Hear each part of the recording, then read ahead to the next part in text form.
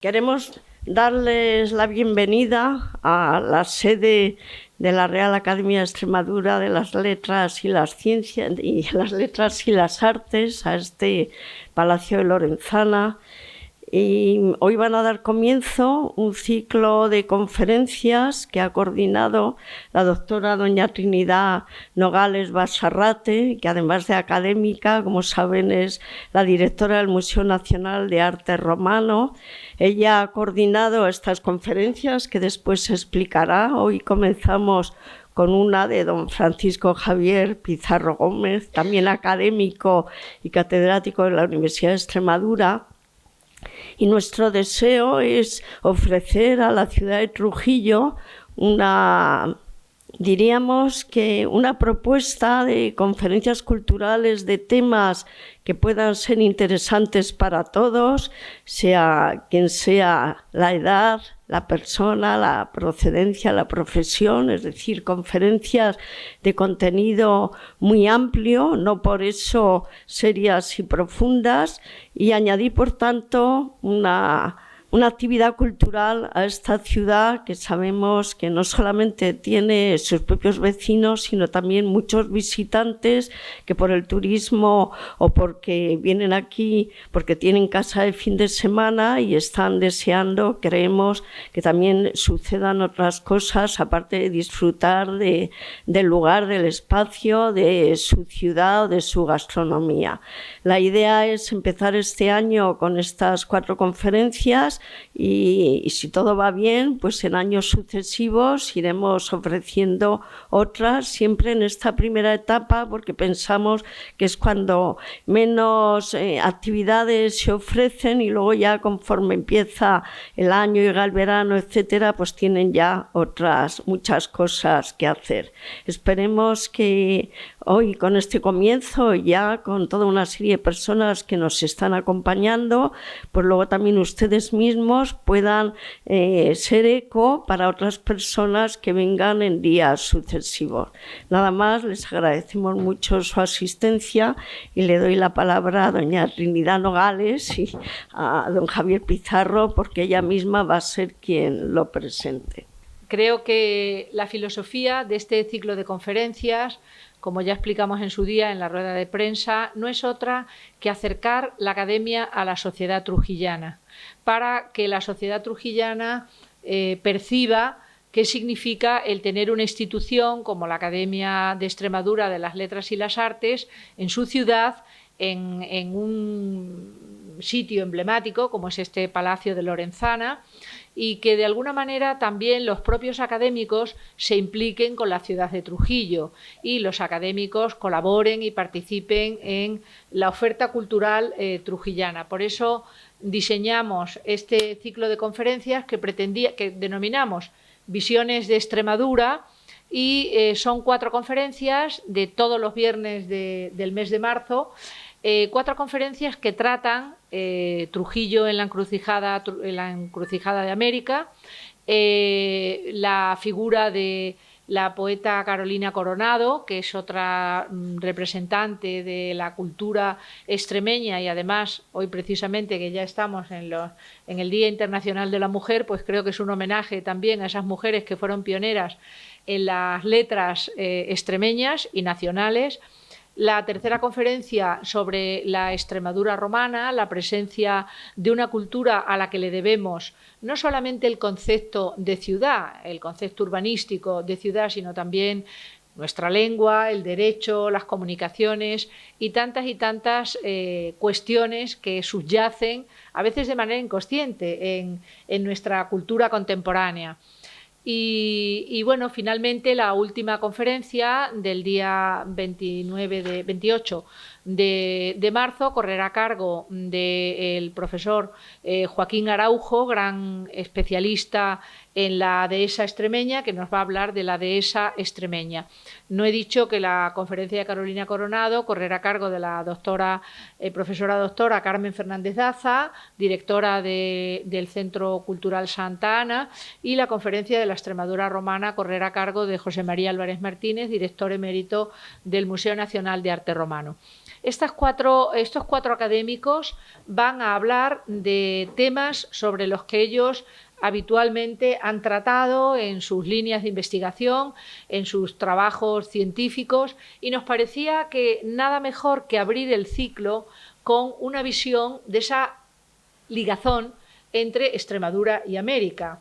¿Quién mejor que el profesor doctor Javier Pizarro Gómez, catedrático de Historia del Arte de la Universidad de Extremadura, y me atrevería a decir que el más insigne americanista que tiene nuestra institución universitaria, porque no solo ha desarrollado abundantísimas líneas de investigación, fundamentalmente Extremadura y América, a través de la Universidad de Extremadura, sino que también ha hecho algo muy importante, que ha sido la difusión social de esa línea de investigación, acercar a la sociedad de una manera más o menos perceptible ese elemento, ese nexo, esa cohesión que Extremadura tiene y debe reivindicar con el continente americano. La trayectoria del profesor Francisco Javier Pizarro, evidentemente no la voy a glosar, porque si no tendríamos que estar aquí y ocupar una buena parte del tiempo de la conferencia. Es responsable, naturalmente, de numerosos grupos de investigación, concretamente el Cuerpo Académico para el Estudio de la Cultura Novohispánica de la Universidad Popular Autónoma del Estado de Puebla, México. Ya saben que las universidades mexicanas son muy potentes, tienen un gran legado y un gran calado en el análisis americanista. Y bueno, son innumerables, centenares de libros, capítulos de libros, artículos de todo tipo, de carácter más científico, de carácter divulgativo, comisario de exposiciones. En suma, una gran cantidad de trabajos que avalan pues, el tema que hoy nos va a presentar. Ese Trujillo en la encrucijada americana. Creo que es interesante, además el título ya es una declaración de intenciones, un viaje de ida y vuelta a través del patrimonio histórico-artístico, porque creo que esta ciudad de Trujillo es un ejemplo excepcional. En la península ibérica me atrevería a decir que junto con Guadalupe es el enclave esencial de la visión hacia América. Pues creo que vamos a tener la fortuna de poderle escuchar, de poder conocer un poco más esta presencia y esta conexión tan estrecha que se forjó a lo largo de muchos siglos y que actualmente también forma parte del debate, del análisis histórico, porque también en los momentos presentes ya saben que estamos atravesando algunas corrientes procelosas, pero como Ulises llegaremos a buen destino. Agradecerle al profesor Francisco Javier Pizarro que aceptó de manera inmediata el acompañarnos en este periplo de las visiones de Extremadura y sin más preámbulos le cedo el uso de la palabra. Muchas gracias.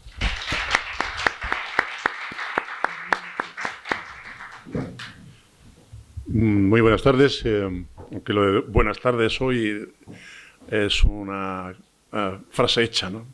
Muchísimas gracias, Trini, por la amable presentación y por la invitación que me formulaste en su momento para abrir el fuego en esta iniciativa tan interesante de las jornadas que hoy inauguramos, y yo pues me siento un poco como telonero de personas que van a intervenir después en viernes sucesivos y a las que admiro y respeto mucho. Por lo tanto, me considero esto como un telonero de los que después van a poder intervenir. Agradezco a la directora, por supuesto, también la iniciativa, junto con la doctora Trinidad Nogales Basarrate, de algo tan importante para la academia como es abrirse a la sociedad, efectivamente. Y hoy creo que lo hacemos de una forma, más de las que ya estamos haciendo. Y hacerlo aquí en Trujillo tiene un valor añadido, indudable, que a todos, pues nadie se nos escapa, ¿no?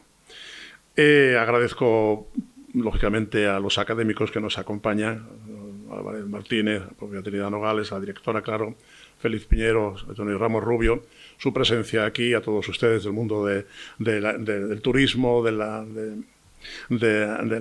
archivos trujillanos, ¿no? De la Sociedad de Bibliófilos Extremeños, en fin, con Matilde Muro. A todos ustedes, a pesar del día que tenemos, pues estar aquí, se lo agradezco de corazón. Bien, cuando recibí esta invitación, ¿no?, amable para participar, me sugería a la doctora Nogales Basarrate que hablase algo sobre América, Trujillo y América, ¿no? Y además es que esto coincide con mis afanes académicos y científicos, con lo cual, digamos, todo encajaba bien. Y hacerlo aquí, en este lugar, pues sin duda, algunas estamos rodeados de espacios, de lugares, enclaves que tienen que ver mucho con América. Y esto es lo que hoy quiero mostrarles, el resultado de una investigación de bastantes años, no digamos cuántos, de un grupo de investigación que me honro en coordinar, que se llama además Extremadura y América, de la Universidad de Extremadura, y que ha dado frutos importantes como tesis doctorales, proyectos de investigación, libros, etcétera, que forman parte hoy de la bibliografía necesaria que había que hacer también de la presencia de Extremadura en América, más allá de los Pizarro, Cortés, Valdivia, etcétera. Porque eso también es, yo voy a hablarles de ese otro Trujillo, que es el del patrimonio, que tenemos, qué es lo que llega de Trujillo a América y qué llega de América hasta acá. Bien, y lo voy a plantear en estos tres capítulos, digamos, aspectos, ¿no? El viaje, la ida, el regreso, el tornaviaje, y después, pues eso, asomarnos también a los protagonistas, ¿no? Pero a través del patrimonio. Evidente que yo soy historiador del arte y del patrimonio, y por tanto mi visión es la de esos historiadores del arte y del patrimonio. Bueno, decir que Trujillo es una ciudad hecha piedra, ¿no?, o una piedra hecha ciudad, como también se ha dicho, es realmente una absoluta verdad. Es decir, el batolito trujillano tiene que ver mucho con América, como veremos. Este batolito que proporciona un granito de una calidad extraordinaria, que posibilitó que hubiese una escuela de canteros aquí de primerísimo orden, tiene que ver mucho con los arquitectos que se forman aquí. Sin este granito posiblemente no habría sido posible tener esta escuela de canteros que es aquí, realmente un gremio de canteros de una gran proyección en Extremadura, en España y en América. Y todo surge con esta ciudad hecha piedra, ¿no?, que ya incluso los almohades advirtieron, se dieron cuenta de la necesidad de no el tapial, sino utilizar el granito como material constructivo. Y la ciudad se desarrolló efectivamente a partir de ese fenómeno batolítico, el granito, ¿no?, que explica, ¿no?, muchas de las cuestiones de las que vamos a hablar hoy aquí. Escuela de canteros, importante. Trujillo se convierte en un foco cultural, junto con Plasencia y Alcántara, los tres focos más importantes, artísticamente hablando, de la provincia de Cáceres. Alcántara y con Plasencia. A la sombra de estos centros artísticos destacados aparecen nombres como Pedro de Larrea, Martín de Solórzano, Gil de Siloé, Juan de Álava, Pedro Ibarra, Rodrigo Gil de Ontañón, Alonso de Covarrubias. A la sombra de estos enclaves patrimoniales surgen nombres fundamentales de la historia del arte español de todos los tiempos. Nombres fundamentales. Y a la sombra y al amparo de estos nombres surgen nombres como el de Francisco Becerra, Martín Casillas, Alonso Pablos, etcétera, etcétera. Bueno, bien, no hace falta que les diga, ¿no?, la importancia que tiene el nombre de Trujillo en América, ¿no? Es decir, hay 22 poblaciones, ¿no?, de Perú, México, Nicaragua, Venezuela, Colombia, Cuba, Honduras, Guatemala, Puerto Rico, Chile, Argentina, Ecuador. 22 poblaciones como esta que tenéis aquí en imagen, del Perú, de la ciudad de Perú, con ese nombre que adquiere por Carlos V en 1537, Pizarro la llamaba la ciudad, la villa de Trujillo, la villa de Trujillo. Pero Carlos V le da el nombre en 1537, que eso aparece aquí. Bien, la presencia de extremeños y de trujillanos en América es indudable. El porcentaje de población que emigra desde Trujillo y de las poblaciones cercanas, porque no hablamos solo de Trujillo, sino de su área de influencia, por ejemplo, al de Acentenera. De Acentenera surge nada más y nada menos que el que hace el primer mapa el mapa de Pineda se llama, ¿no?, del Golfo de México, que ahora se quiere bautizar con otro nombre. El primero que hace en 1517 surge de Aldea Centenera, Alonso de Pineda, y tiene que ver con Trujillo. Y es decir, que hay nombres importantísimos en la historia de América que tienen que ver con Trujillo y su área de influencia. Bueno, esta pléyade de arquitectos, de alarifes, de carpinteros que marchan de Trujillo es algo que ya se puso manifiesto con trabajos pioneros como el de Carmelo Solís Rodríguez, ¿no?, y recientemente también con los José Antonio Ramos Rubio, que ha analizado esto, y yo también que les habla, ¿no? Nombres fundamentales, no solo de Trujillo, de toda Extremadura. Juan Gómez de Trasmonte, un extremeño. Juan Gómez de Trasmonte es el que trabaja, de los Santos de Maimona, un poco más lejos de aquí, en la Catedral de México. La Catedral de México. Francisco Becerra, que después vamos a hablar, Martín Casillas, Alonso Pablos. Es decir, realmente la serie es enorme, importante. Y quedan todavía por salir nombres, ¿eh? Todavía la investigación arrojará nuevos nombres. Y con los arquitectos, ¿qué van? Van tipologías, van modelos arquitectónicos. No viajan solos, viajan con un bagaje, con lo que aprenden y con lo que ven en Extremadura. Y una de esas tipologías con las que quiero empezar, ¿no?, es esta que tiene aquí, el balcón de esquina. No es un elemento extremeño, no es un elemento extremeño. Esta tipología arquitectónica surge en el norte de la península, llega hasta Andalucía, ¿no?, pero aquí en Extremadura recala especialmente. Y hay ejemplos singulares en Cáceres, como pueden ver, ¿no? En fin, del Palacio Galarza, en Miajadas también, en Plasencia, la Casa del Deán, pero en Trujillo adquiere un rango especial. Es una tipología que arraiga en Trujillo como forma expresiva desde el siglo XV, Casa de los Quiroga, ¿eh? Desde el siglo XV, bueno, Palacio del Marqués de la Conquista, en fin, esto que ven aquí, en fin, que conocen bien los trujillanos, por tanto, no hace falta que les insista que en eso es interesante de Chávez Calderón, porque después tendremos que mencionar, Barrantes Cervantes, en fin, y esa tipología llega a América.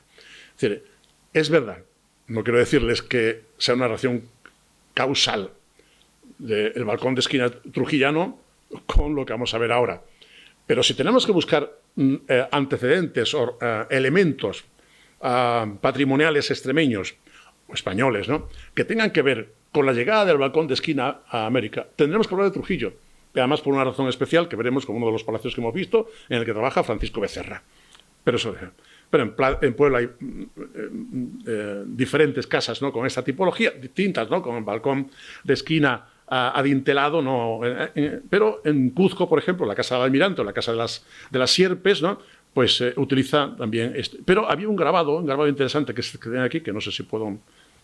bueno, aquí abajo, esto de acá, del siglo XVII, con un balcón de esquina muy parecido a los balcones extremeños, muy parecido. Es decir, sí, no podemos decir que sea solo de Trujillo donde procede el balcón de esquina, pero sí que también de Trujillo proceden esta tipología que arraiga en América. Pero caminamos un poco, algo más. Algunas, voy a poner algunos ejemplos. Por ejemplo, esto, que es dos edificios singulares de la historia del arte iberoamericana, que son la Casa del Almirante, la Casa de Diego Colón en Santo Domingo, y el Palacio de Cortes en Cuernavaca. Bien, la historiografía, antes de que existiese la Extremadura y empezásemos a investigar sobre esto, decía, desde el trabajo de Junquera, ¿no?, que el modelo era este. Y en toda la bibliografía que sucedía, Saldañuela era el modelo que se ponía en los papeles, ¿no?, impresos, diciendo que el modelo del que se inspira, o sea, que hay que relacionar con la Casa del Almirante o con la Casa de Cortés, es esto. Bueno, aquí también hay ejemplos en Extremadura, del siglo XVI, Palacio del Ayuntamiento de Plasencia, o la Enjarada, el Palacio de la Enjarada de Cáceres. Pero aquí también tenemos un edificio de esta estructura con dos superposiciones, un palacio ¿no? Con dos machones centrales herméticos, ¿no?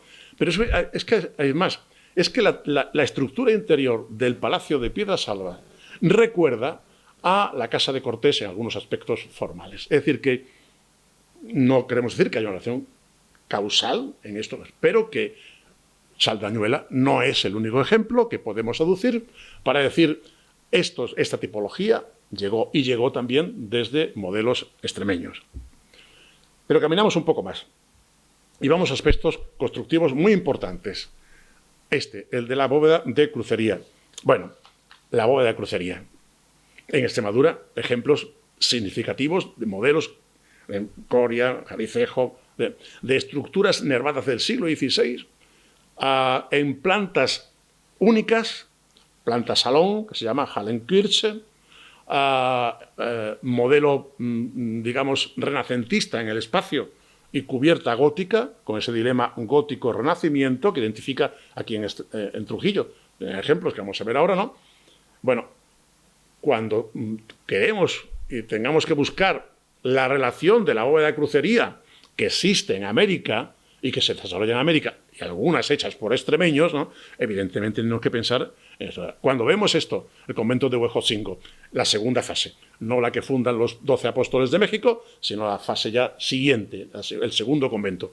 Bueno, este dibujo de bóveda de crucería, tan precioso, maravilloso, en fin, singular, ¿no? Esto lo vemos en las iglesias extremeñas, pero de una forma clara. La estructura también espacial, nave única, que es verdad que aquí se prolonga, se hace más larga porque hay que dar cabida a mayor número de fieles, en el proceso de evangelización, ¿no?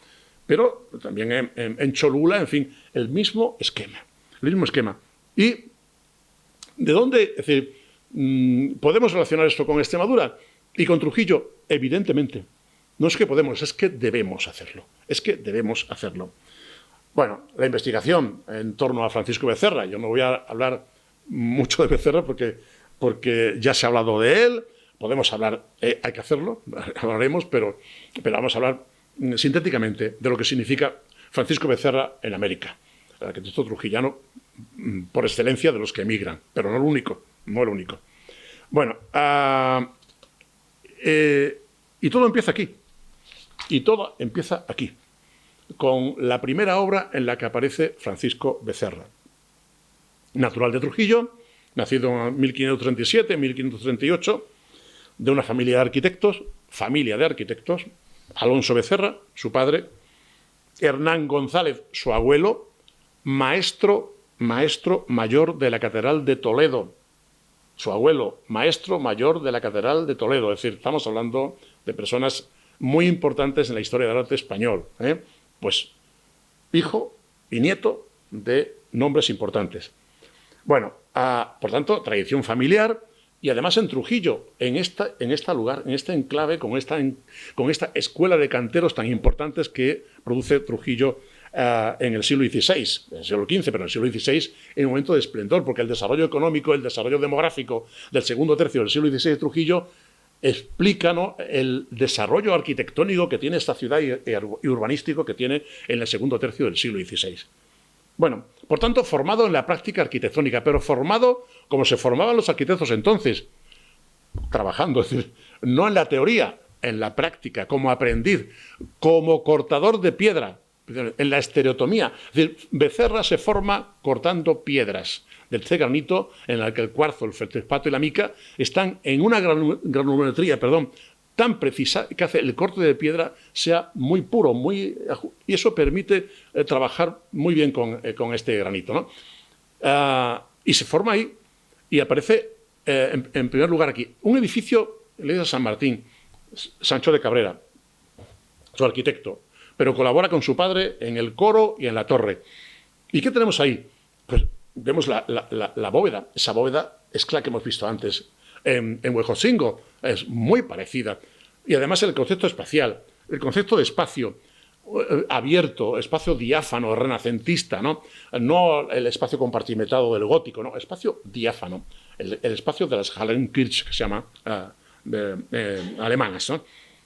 ¿Y qué vemos en la portada?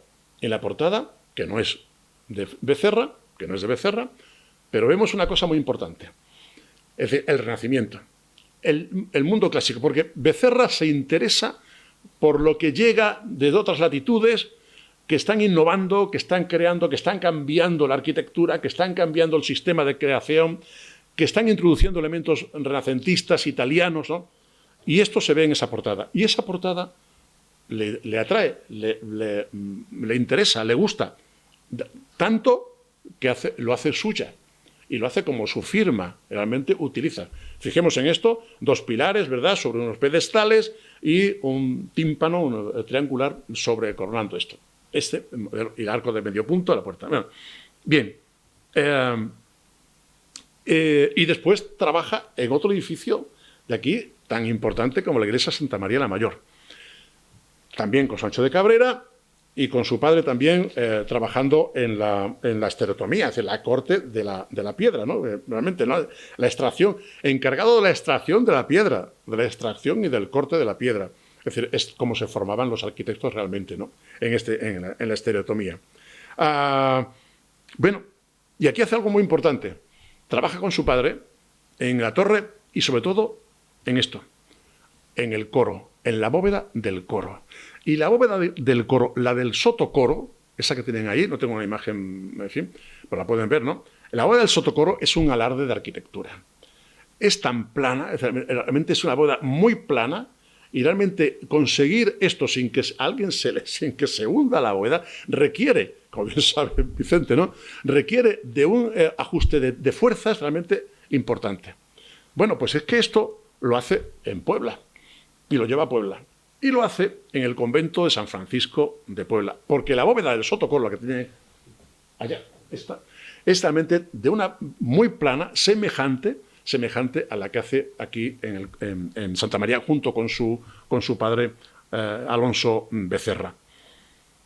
Y hace otras obras. Y aquí aparece ya en Erijuela, voy a hacer un repaso rápido a su trayectoria antes de viajar. En Erijuela aparece por vez primera como, bueno, ya sigue siendo, ¿no?, cantero, es decir, no es todavía maestro, ¿no?, pero ahí ya tiene un mayor peso específico su trabajo. Y ahí podemos ver en esa portada esa estructura de columnillas, ¿no?, sobre pedestales y el frontón. Esto ya empieza a adquirir carta de naturaleza en su obra. Y aquí aparece ya, en Santo Domingo, la obra en la que aparece ya como maestro cantero. Hasta entonces no lo... Estamos en 1567. 1567. La primera obra en San Martín es de 1553. Del 53. Del 53 al 67 está realmente cortando piedra, estereotomía, es decir, como maestro extractor de piedra, que no es poca tarea cuando tiene que ajustar el ángulo perfecto en la juntura de las 2 placas, de las 2 piezas, para que encajen perfectamente. No es cualquier tarea. Pero aquí aparece ya como maestro cantero, con unas fotografías además muy bonitas de Víctor Gibello, ¿no?, que he tomado prestadas, ¿no? Pero ya aparece ya esas ménsulas que le gustan tanto, de carácter renacentista. Pero vamos allá, un poco más. Aquí también es un momento clave, cuando empieza a trabajar para la nobleza. Porque esto nos da la clave. Esto nos da la clave de muchas cosas. La nobleza, a diferencia de la Iglesia más conservadora en el proceso creativo, con el gótico, la nobleza está más abierta a las novedades artísticas y culturales que llegan desde otras latitudes. Y el trabajo que hace para la nobleza, como el Palacio de Orellana Pizarro, o este desaparecido, ¿verdad?, lamentablemente, de Orellana la Vieja, del Palacio de los Altamirano, ya nos habla de un arquitecto que Italia conoce, el mundo italiano, que le llega a través de los tratados de arquitectura de Serlio. Conoce el Tratado de Serlio a la perfección, lo utiliza, lo emplea. Y realiza otras obras para el concejo, como la presa de la Albuera de San Jorge, o la dehesa de las yeguas, ¿no?, 1573, con ese mismo esquema, como ven, ¿no?, y esa, cuando cobra la paga, ¿no?, digamos, ¿no?, recibe el dinero por esa obra del dehesa de las yeguas, es lo que le permite embarcarse con su esposa a América. Pero antes de irse, realiza 2 obras que a mí me parecen fundamentales para entender al Becerra allá. Y una de esas es esta, el Palacio Chávez Calderón Mendoza. Porque superponer puerta y arco en la esquina es realmente un atrevimiento, es un alarde arquitectónico que exige maestría, exige conocimiento, exige destreza. Y luego arriba, pues es que el balcón es la puerta, esa puerta pero doblada, esquinada. De la puerta que hemos visto, la sube al balcón y la convierte en balcón. Pero yo quiero ir a esto, que esto es para mí un edificio que revela una personalidad arquitectónica diferente. Es un hombre abierto a otras cosas, a novedades, a innovar, a hacer cosas diferentes. Porque esto, el Palacio de los Marqueses de Santa Marta, es una obra espectacular. En el exterior se pueden ver todavía esos arcos, ¿no? Pueden ver aquí unos pequeños arcos que están tapiados, ¿no? En el 18 se cegan, ¿no? Y se ponen los balcones. Pero en el 16 lo que había era un patio en el piso superior abierto hacia la calle. Es decir, eleva el patio, que es este, que es el comedor del hotel, y es un patio con una de las logias abiertas hacia el otro. Y lo sube arriba, y lo sube a la planta superior. Es realmente una rareza arquitectónica que nos habla de un arquitecto evidente, al que le gustaba innovar. Y ese gusto por la innovación es lo que explica que al final se marche a América. En una época, en un momento en el que está Trujillo trabajando muchas cosas, ¿no? En los años 70 hay una actividad febril en Trujillo, es decir, no le falta tarea, no le faltaba tarea, es decir, no es que buscase, no es que, bueno, le necesitase trabajar, lo tiene, pero tiene en su afán de innovar, de buscar, y además es que el efecto llamada es fundamental, ¿no? Hay una carta de un sastre, que no recuerdo ahora mismo el nombre, bueno, en fin,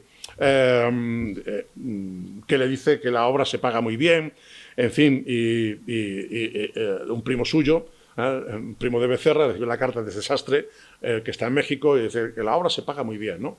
Bueno, el caso es que también es verdad que tiene algún problema con el consistorio, con el cabildo y con el convento de San Miguel, por algunas cuestiones, ¿no? El convento de San Miguel, que decía que los pilares iban a caer en el claustro, la ausencia de Becerra para la puesta de la Albuera hace que incluso recurra el cabildo a la Chancillería de Granada, ¿eh?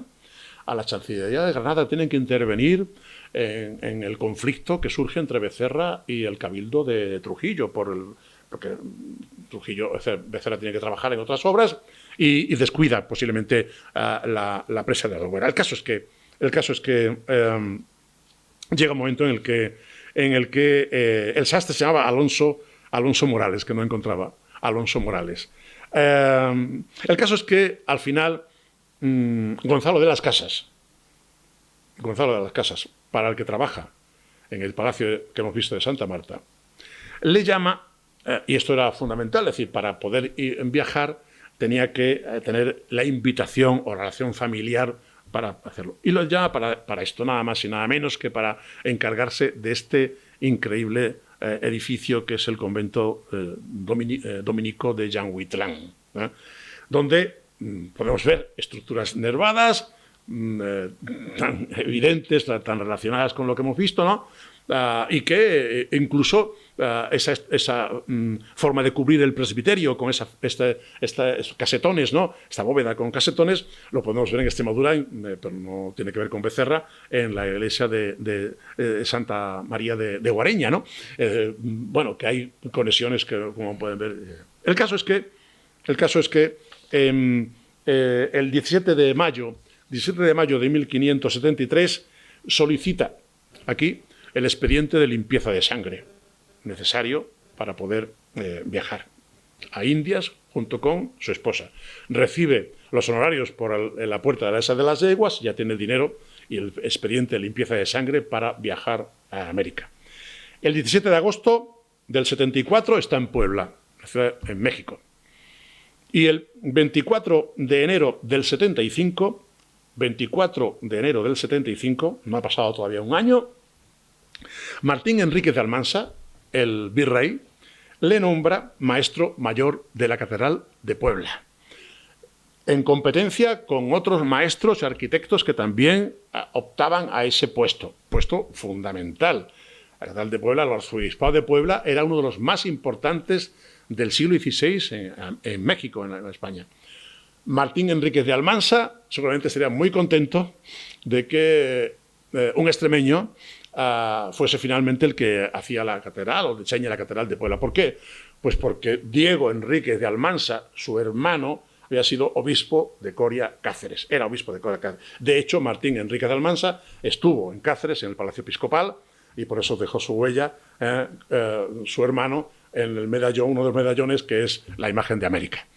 Martín Enríquez de Almansa estaría muy contento de que un extremeño, ¿no?, porque tiene relación con Extremadura, fuese finalmente quien se le encarga esta obra fantástica. Y en noviembre de ese mismo año, el 11 de noviembre, entrega al Cabildo las trazas. Una traza de una iglesia, de una planta, ¿no?, un edificio de 100 metros, casi 100 metros de longitud, por 50 de ancho, rectangular, con 5 naves, más una central, 2 laterales, las 2 de capillas. Bueno, modelo.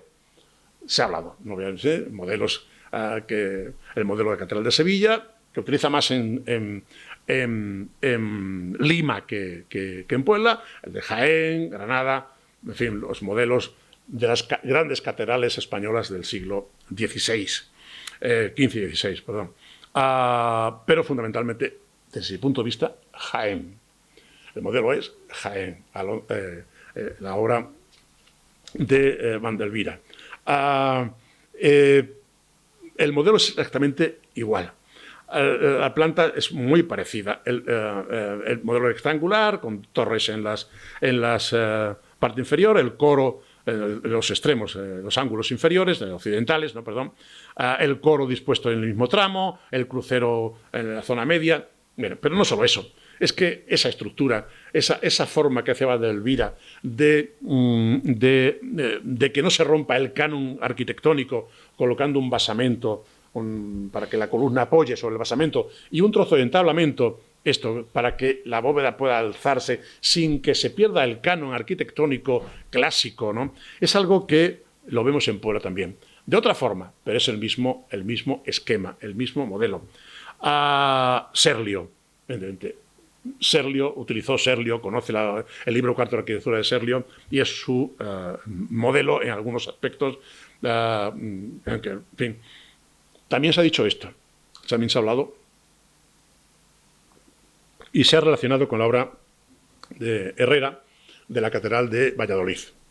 Y también se ha dicho que es el modelo que Becerra se inspira en la Catedral de Valladolid. Pues es que resulta que el proyecto de Becerra es 5 años anterior al de Herrera. 5 años. Es decir, rompemos, por lo tanto, una línea que se estaba barajando con bastante entusiasmo por algunos historiadores, ¿no?, de que Becerra se inspira en la Catedral de Valladolid. Es que Becerra lo hace allá 5 años antes de que Herrera proyecte esto. Bueno, una catedral muy vistosa, la Catedral de Puebla, muy artística. No es el resultado solo de Becerra, sino de otro extremeño, Juan Gómez de Trasmonte, que es el que modifica las bóvedas, la altura de las bóvedas, que diseña bóvedas vaídas que diseña Becerra, y la cúpula sobre el crucero, que Juan Gómez de Trasmonte la diseña en 1646, aunque hasta que no llega Palafox, el obispo Palafox, en el 47, no se empiezan las obras. Por tanto, es una catedral muy extremeña. Becerra, trujillano, Juan Gómez de Trasmonte, de los Santos de Maimona, son los que dan el resultado de una de las catedrales más hermosas y más bellas de Iberoamérica. Estamos hablando de una de las obras más importantes, no solo del siglo XVI, de toda la historia del arte iberoamericano, de todos los tiempos. Bien, Otras obras que realiza Becerra en este tiempo que está trabajando en la Catedral de Puebla está en Cuautinchan, el convento de San Juan Bautista, y ahí podemos ver las bóvedas de crucería semejantes, la estructura abierta, espacio abierto, diáfano de la nave, de la iglesia, y la portada, que aquí sin el frontón, pero es la misma estructura. Es decir, ese es el sello de Becerra, ese es el modelo. El que vemos aquí en Trujillo, el que vemos en Puebla, en Tepoztlán, en Cuernavaca. Es la misma estructura, es decir, es el modelo que utilizó y que repitió con bastante frecuencia. Pero en 1580 aparece en Quito, y voy a ir un poco más rápido porque si no, no llego. Aparece en Quito, el convento, los agustinos le invitan para hacer su convento. Y se traslada hasta allá como partidor de estancias y solares, algo importante, no solo como maestro de arquitectura, sino como partidor de estancias y solares, lo que hoy diríamos agrimensor. Y como tal tiene que hacer, por ejemplo, puentes, ¿no? Hace 3 puentes, ¿no? Solo se conserva el puente sobre el Machángara, sobre el río Machángara, pero el río Puente Gallinazos, en fin. Es un arquitecto que trabajó mucho. No voy a entretenerme. El convento de Santo Domingo también trabaja, el convento de San Agustín, donde todavía se conservan. Todos esos edificios han sufrido muchas reformas con los terremotos y los sismos, ¿no? Todavía se conserva la bóveda que está al fondo, la que hace Becerra. Y llega un momento clave, crucial, cuando, de nuevo, Martín Enríquez de Almansa, que tenemos aquí en la imagen, le escribe en 1582 para encargarle 2 catedrales, no una, sino 2 catedrales, la de Lima y la de Cuzco. O sea, obras fundamentales, de nuevo Martín Enríquez de Almansa. Es verdad que, bueno, en 1584 ya es maestro mayor de la Catedral de Lima. Lo que pasa es que ese mismo año, en el 84, muere Martín Enríquez de Almansa. Y lo sustituye Luis de Velasco, que es el que realmente impulsor de la Catedral de Lima, y Becerra realiza el proyecto, entrega las trazas, y es verdad que no ve concluida la obra porque Becerra muere en 1605, cuando la catedral se inaugura a la mitad, justo en la Puerta de los Judíos, que es esta que tienen aquí, la Puerta de los Judíos. El nombre de los judíos era, bueno, por una pintura que existía, ¿no?, con los judíos que habían sufrido pena por herejía, ¿no? Y ahí está el Patio de los Naranjos, abierto el Patio de los Naranjos, semejante, ¿no?, en estructura, en la misma ubicación que el Patio de los Naranjos, diferente, más pequeño, ¿no?, que todavía se conserva ese espacio que precede al Palacio Arzobispal de Lima. La idea es la misma, de la Catedral de Puebla, la misma. Cambia los pilares, evidente, y las bóvedas. Bóvedas que diseñó Baídas, de Arista, y que en 1609, en un terremoto, las derrumba. Y hay que rehacerlas. Y las rehace Martínez como bóvedas de crucería. La bóveda de crucería se reveló, ¿no?, como más resistente a los temblores sísmicos.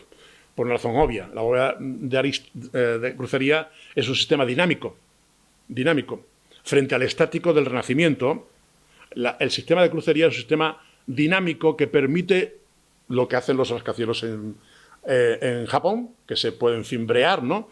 Pues de alguna forma la bóveda de crucería resiste, por esa razón, mucho más que las bóvedas renacentistas. Bueno, el caso es que se derrumban y lo que ven ahí no es una cosa ya en el siglo XVIII, cuando un nuevo derrumbe hace que se realicen bóvedas de crucería falsa. Es quincha, lo que se llama quincha, que es una estructura de madera, de caña y de barro, pero muy ligera, que evita el daño que pueda sufrir y más resistente a los temblores sísmicos. Bueno, el caso es que finalmente aparece en Cuzco. Sobre que fuese Becerra el autor de la Catedral de Cuzco hay discrepancias. Para algunos no es suya, sino de Bartolomé Carrión, que es el que realmente lo lleva a cabo, porque la obra empieza en 1603 y él muere, como sabemos, en 1605.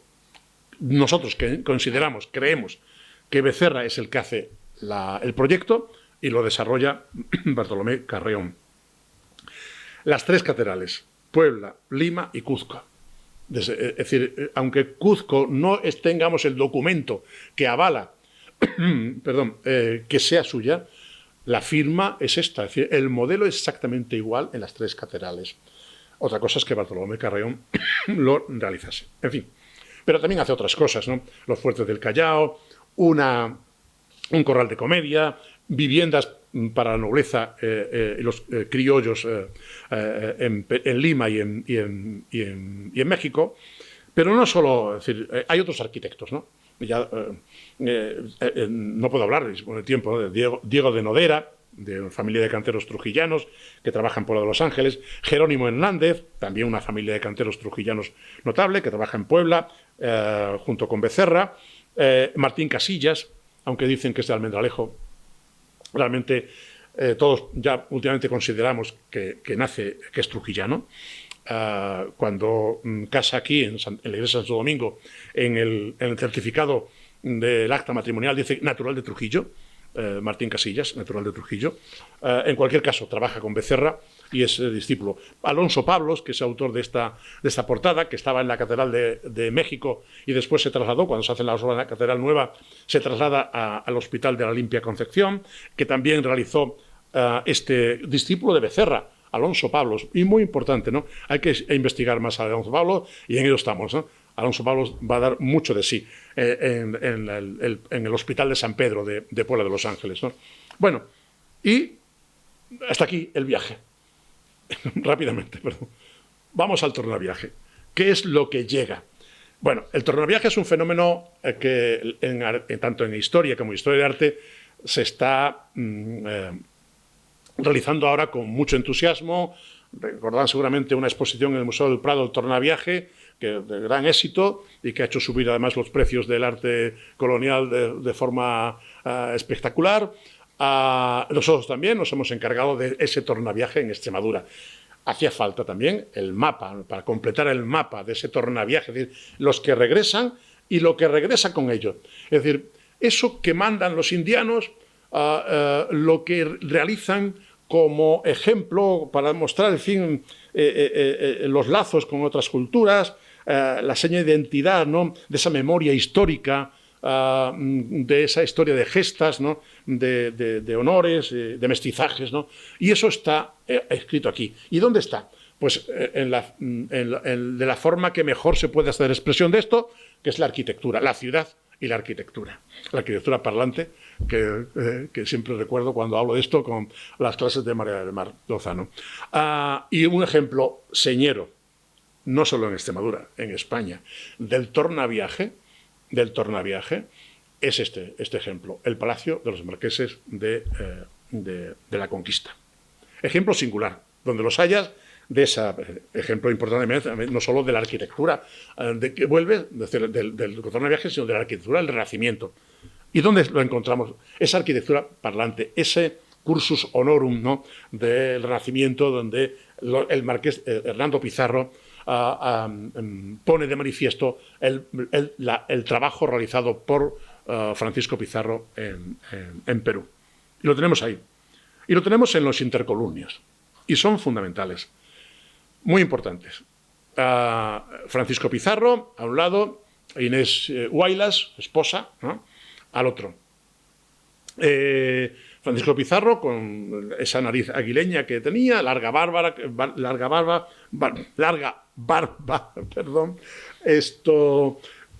Había retratos que posiblemente tenía la familia, como este que se conserva en el Archivo de Indias, ¿no? Pero hay abundante información, ¿no? Para esa celada, ¿no? Con las plumas, ¿no? Que es lo que se representa en la celada. Y Inés Huaylas, mirando hacia abajo, ¿no? También Pizarro mira hacia abajo, en esa comunicación con el que está abajo, contemplando el escudo. Hay una relación interesante ahí. Pero yo quiero llamar la atención sobre el tablero que hay sobre Inés Huaylas, que es un ave fénix. ¿Cuándo se hace este edificio? 1561, 1571. 1561, promovido por Hernando Pizarro y Francisca Pizarro, su esposa. 1561, Felipe II libera a Hernando Pizarro de esa presidio que tenía desde 1540 en el Castillo de la Mota por la supuesta implicación en los asesinatos de Almagro. Por tanto, el palacio es una especie de renacimiento de la familia. Es el renacer, el ave fénix, ¿qué significa, no?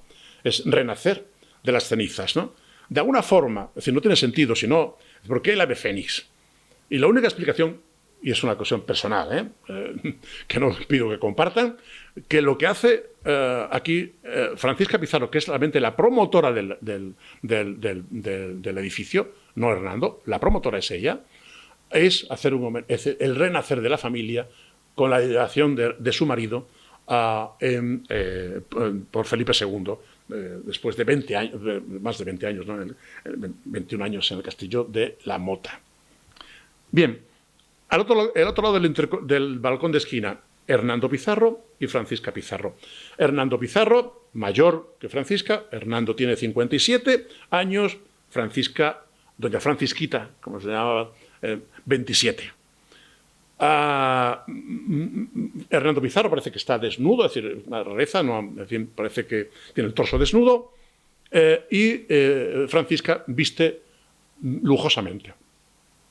Desde la llegada de Francisca Pizarro a Sevilla en 1550, llevó a cabo una vida de lujo, de compras de indumentarias lujosas, en fin, una vida realmente de persona adinerada, en fin, que gastaba en tiendas conocidas, ¿no? Como la de, no recuerdo ahora mismo el nombre, lo encontraré después. Bueno. Pero es interesante la forma en la que se viste. Y lo más interesante es ese tocado, ¿no? Curioso tocado, ¿no? Extraño, ese verló de ala ancha, ¿no? Extraño. Bueno, es la forma de vestir de la mujer gitana. Morales, en el cuadro que tienen ahí, la Virgen del Sobrero, o la Virgen vestida de gitana con el niño. Y François Desprez, en el Recueil de Bricité de sa vie, qui sont après son vernissage, 1567, la mujer egipcia. Es un exotismo, es una mujer exótica. Lo que es muy curioso esto. Es una mujer interesante, desde el punto de vista histórico, muy interesante, hasta tal punto que llama la atención de Tirso de Molina. Tirso de Molina está en el convento de la Merced, ¿no? Que ella auspició porque era una persona dedicada al lujo también, pero también a caritativa, es decir, una persona que se prodigó en obras de caridad. En obras de caridad, con el convento de la Merced de Trujillo especialmente. Tirso de Molina reside después en el convento de la Merced y escribe Amazona en las Indias. Y en la Amazona en las Indias aparece Francisca Pizarro, en un diálogo con Gonzalo Pizarro, diciendo la importancia de mantener el linaje de los Pizarro y, por tanto, como quería casarse con su tío, Hernando Pizarro, para mantener la estirpe de los Pizarro. Es una persona singular. Pero vamos al tablero. Los tableros son muy interesantes. Ave fénix por un lado, y aquí, ¿qué nos encontramos? Un centauro marino, una ninfa, sobre un centauro marino. Desde mi punto de vista, es Galatea. El mito de Galatea en el siglo XVI es importantísimo. Ya tenemos un ejemplo muy claro con el triunfo de Galatea de Rafael en la Villa Farnesina. ¿Pero por qué Galatea? Bueno, es un tema marino. Un tema marino, y el mar y Pizarro tienen un sentido, ¿no? Pero puestos a buscar un tema que tenga que ver con el mar, pueden buscar cualquier otro tema. ¿Y por qué Galatea? Y aquí, nuevamente, mi opinión particular, que no pido, no espero, necesito que compartan, ¿no? Y además, no siempre ha sido bien compartida esta idea. Porque Galatea es el triunfo del amor platónico sobre el amor carnal.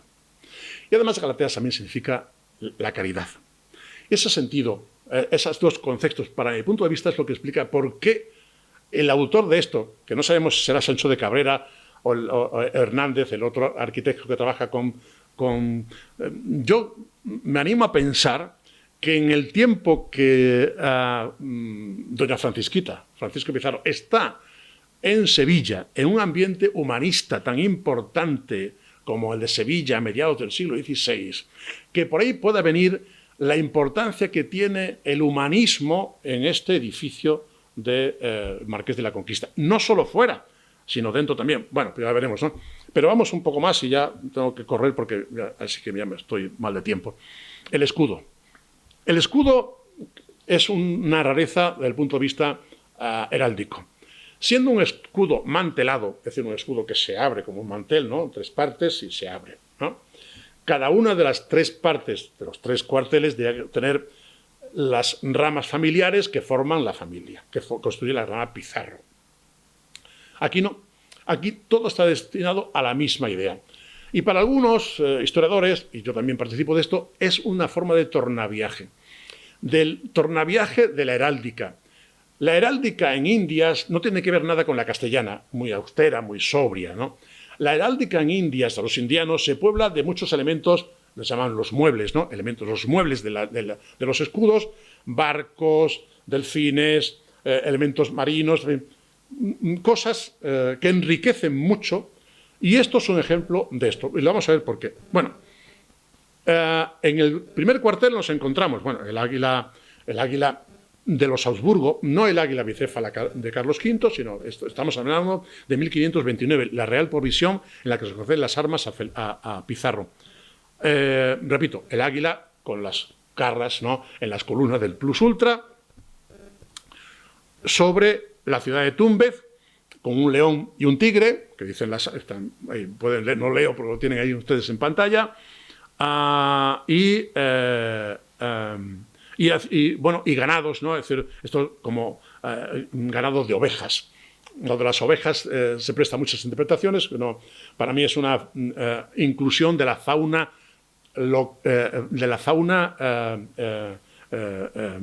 americana.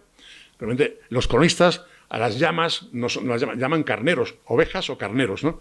Y para mí es una inclusión de elementos que tienen que ver con la fauna peruana. Pero es una... No estoy muy seguro. El león y el tigre sí sé cuál es el tema. Es una leyenda de Pedro de Candia. Pedro de Candia, uno de los 13 hombres de la fama, 13 de la fama, ¿no? Pedro de Candia, según el Inca Garcilaso y Herrera, pues Pizarro le envía para inspeccionar la ciudad de Túnez. Y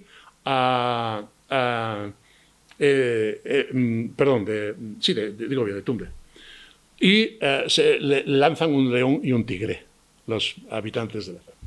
Y con el arcabuz, primero rompe un tablero que destroza, y luego el tigre y el león se espantan, o sea, se amansan cuando le enseña una cruz. El poder de la cruz, ¿no? Decía el Inca Garcilaso, y que con esto, en fin, los incas reconocieron la importancia de los dioses que llegaban de fuera frente a los... En fin, esta es la historia. Y eso está ahí en el escudo, ¿no? El segundo cuartel, una corona imperial sobre la mascapaicha. La mascapaicha es la corona inca, que es como un trofeo, es decir, la corona imperial sobre la corona inca. Un león rampante con la F de Felipe II, que es el que libera a Hernando Pizarro. Un león pasante con una cadena al cuello, es Atahualpa, el símbolo de Atahualpa. Y 8 grifos que aparecen ahí, que no se ven, rodeando el escudo. 8 grifos. Bueno, el escudo de armas de la ciudad de Trujillo, que tienen aquí en la cédula de 1540, eran buitres.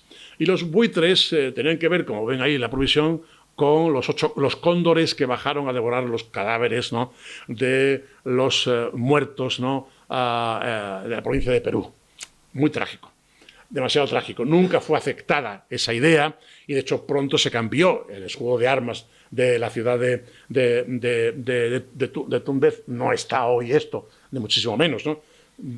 Por entonces cambiaron los buitres, ¿no?, por los grifos, la forma de suavizar. Por otra parte, además, la promotora Francisca Pizarro tenía lazos familiares con Atahualpa. No podía ponerse una cosa tan trágica, ¿no?, que tan dura para la historia peruana. Bien, cuartel inferior. Tercer cuartel, Atahualpa con la cadena y las manos en los cofres, simbolizando el tesoro los tesoros que entrega Pizarro para liberarse de su cautiverio. Y eso está en la Rapovisión de 1537. Bueno, pero dentro también hay elementos americanistas, en fin, que no me entretengo porque ya me he pasado el tiempo. Muy interesante los esgrafiados, que son maravillosos, esgrafiados, además, con las 4 partes del mundo, el dromedario. La de América no se conserva. El animal que se asocia a América no está el dromedario, está el elefante, que significa África, el dromedario Asia, salvo que sea el unicornio, que aparece también aquí, y a veces el unicornio se asocia con la imagen alegórica de América. Bien, rápidamente. Hay una parte del tornaviaje que son lo que llega en forma de esbotos, los esbotos. Y uno de esos esbotos importantes, la orfebrería es muy importante, en fin. Aquí en Trujillo hay un esboto interesante, que es un Cristo de caña mexicano. Esta es la geografía de los Cristos de caña, como ven, en Cáceres, únicamente Trujillo y Guadalupe. Cristos de caña que son hechos con pasta de maíz, con caña de maíz y pasta de maíz. Técnica prehispánica, de la región de Michoacán, de los purépechá o los tarascos. Los evangelizadores toman esa técnica para hacer imágenes de Cristo. ¿Por qué? Bueno, más fácil hacerlo allí que traerlos desde España, ¿no? Y además de esa forma se asimilaba, es decir, los naturales entraban en la religión a través de la imagen y de alguna forma también en la propia religión. Es una forma de evangelización también de asimilar. Bueno, pues son obras anónimas todas, no hay nombres. Sí, talleres. Y uno de esos talleres muy importantes es el llamado taller de Cortés, por dos imágenes de Cristos michoacanos de caña, ¿no? Relacionados con el propio Cortés. Bueno, pues en el taller de Cortés tenemos una imagen aquí, en Trujillo, en la ermita de San Lázaro. El taller de Cortés se caracteriza siempre por una anatomía muy cuidada, el arco de las costillas muy marcado, ¿no? Y la barba, los rasgos faciales muy característicos y la barba, el mechón de la barba partido en dos. Eso es típico del taller de Cortés. Bueno, Francisco de las Casas fue alcalde mayor de la Ciudad de México. Gonzalo de las Casas, trujillano, ¿verdad?, está vinculado familiarmente con Cortés. Es decir, hay nombres en Trujillo que con la suficiente importancia, ¿no?, para poder haber enviado esta obra desde allá. Bueno. Aquí teníamos una Virgen de Guadalupe, que ahora está en el Monasterio de Guadalupe, en la iglesia San Martín, si no recuerdo mal, ¿verdad? No recuerdo dónde estaba, perdón, si no estaba en San Martín. Ya no está, ya está en Guadalupe, de una colección particular de Pérez de Rasti, como bien conocen el conocimiento. Bien, y ya por último, ahora sí ya voy corriendo. Los protagonistas.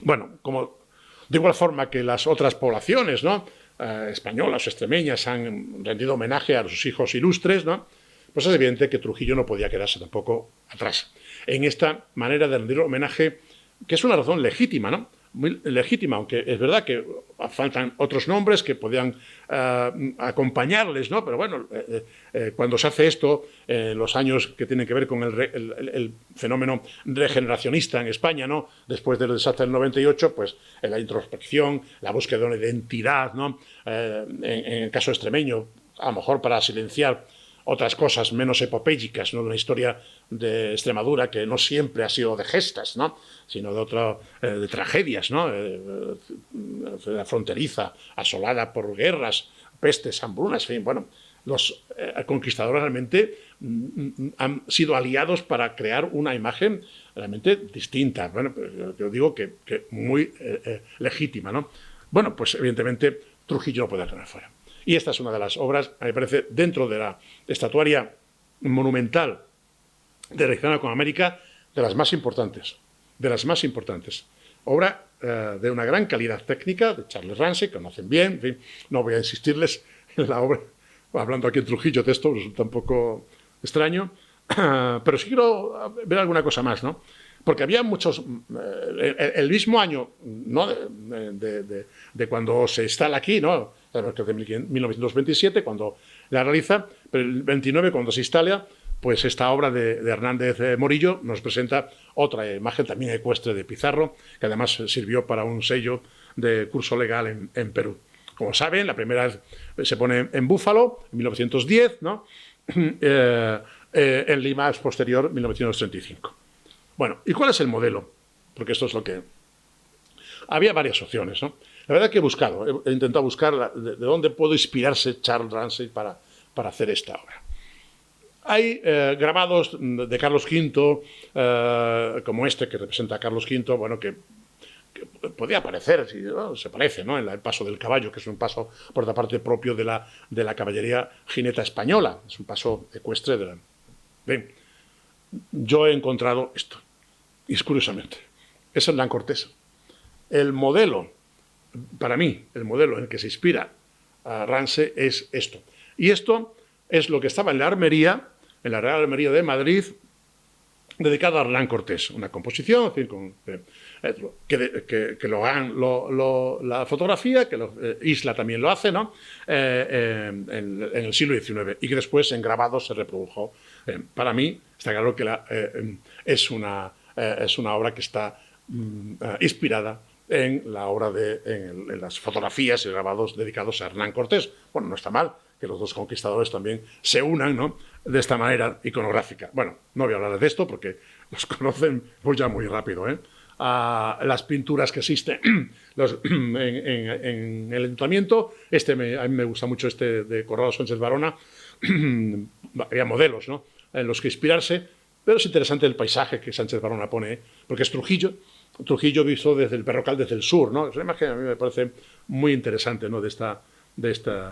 Y, bueno, pues alguna cosa más en el Ayuntamiento de Trujillo, un salón de plenos, o este que está la fundación de este pintor sevillano, de Rodríguez Hernández, ¿no? De la fundación del Trujillo de Venezuela, reproduciendo lo que se hacía en este momento, ¿no? Es decir, la forma en la que se hacía la fundación, ¿no? Primera, ¿no? Que era un monolito. Se instalaba un monolito y en ese monolito, ¿no? Se realizaba el trámite, digamos, el acto, ¿no? De fundación inicial de la ciudad. Y aquí tenemos aquí en este mismo edificio, ¿no? Una obra de Julián Pérez Muñoz, fragmento de ese fresco que tenemos en el salón de reuniones, ¿no? Donde Julián Pérez Muñoz hace también, dentro de su estilo personal, ¿no? Innovador, la imagen de los conquistadores, pero también el bautismo de un... Bien, y por último ya los centros de interpretación, los lugares en los que también, en fin, ya sabemos, no es la casa natal de Francisco Pizarro, no pasa nada, es decir, cuando la Escuela de Taller hace esto en el 87, creo, no, en el 92, perdón, pues sabemos que esta no es la casa natal de Francisco Pizarro. Pero no pasa nada, es decir, está bien, ¿no? Que se recree un lugar donde, con el apellido Pizarro de por medio, evidentemente, eso sí, se recree todo lo que tuvo que ver con Trujillo y América. Me parece absolutamente loable. Lo mismo que se hace en La Coria, en la Fundación Javier de Salas, ¿no? Con el museo didáctico, con paneles y esa muestra de artesanía iberoamericana, que me parece una colección realmente importante, ¿no? Que además tiene que ver con un programa, la Cooperación para el Desarrollo de la Artesanía Iberoamericana, realmente de gran interés, técnicas, tipologías, realmente una colección notable. Y en 2016, más recientemente, pues esto del Centro de Descubridores, ¿no? Donde se pone también en evidencia los avances científicos y de navegación que permitieron la llegada. Y la obra pía de los Pizarro, con la que hemos colaborado para la exposición de Francisco Becerra, realizando exposiciones para adquirir y para componer y crear un museo iberoamericano, un museo de arte iberoamericano, que me parece una iniciativa bastante loable. Y quiero terminar con esto. Con este proyecto de Fernando Mayoral del 87, el monumento al mestizaje, que lo dio a conocer en el 87, que en el 92 lo ofrece el ayuntamiento, o en el 93, no sé muy bien, para esta escultura de escayola que realiza de Francisca Pizarro, pudiera estar hecha en piedra o en bronce, ¿no? Al final no llevó a buen puerto esta iniciativa, y la Escuela Taller lo que ha hecho es, y a través del Centro de Ingenierías Turísticas también, que inició con Mayoral todo aquello, ¿no? Pues hoy la Escuela Taller, hace unos años, ¿no?, creó esta especie de monolito